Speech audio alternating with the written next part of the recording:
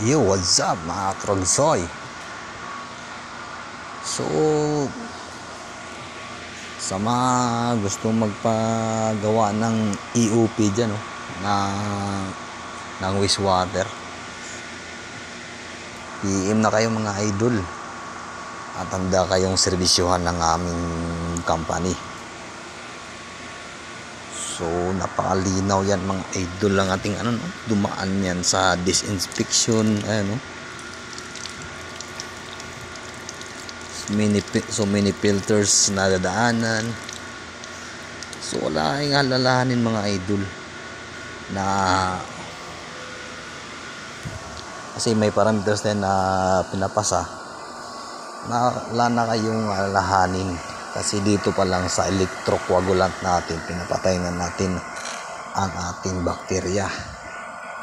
Dito pa lang disinfect na siya mga idol lalo na pag dumaan dito sa ating mga filtration. Yan, idol, upgraded yan.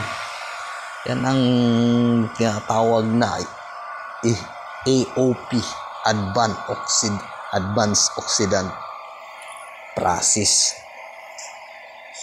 So, huwag na kayo patupik-tumpik pa. I-upgrade na yung mga system, yung mga idol. So, mga company dyan, So, magpagawa na kayo, ma'am, sir, ng ganitong system. PM lang kayo at para maservisyuhan kayo ng aming company. Kundo man o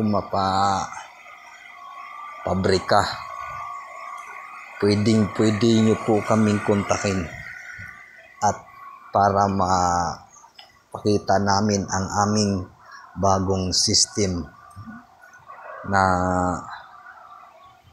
bihira pa lang ang gumagamit dito ngayon dahil ito ay pinaka-advance na system na bago ngayon sa wastewater. So huwag na kayong mag-alinlangan mga madam.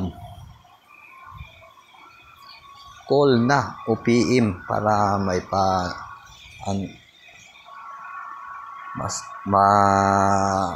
tikman nyo ang aming serbisyong totoo.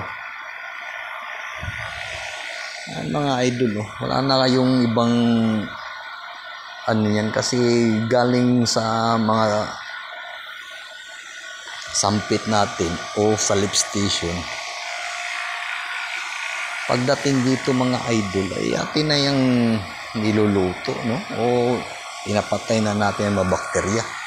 Diyan kasi sa iba, BBR ay binubuhay nila ang bakterya. Dito mga idol ay hindi po.